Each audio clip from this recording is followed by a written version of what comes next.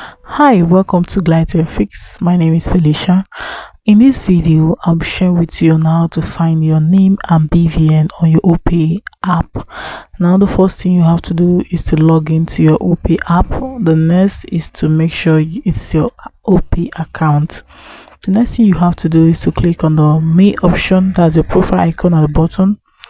So right here, you're going to see account limits. Click on it. When you click on it, you're going to see linked ID. So right here, you click on it. You have to enter your password. So when you do that, you're going to see your BVN. You're also going to see your name right here, your verified BVN and your verified name. So guys, if you have any question relating to this video, please drop it in the comment section.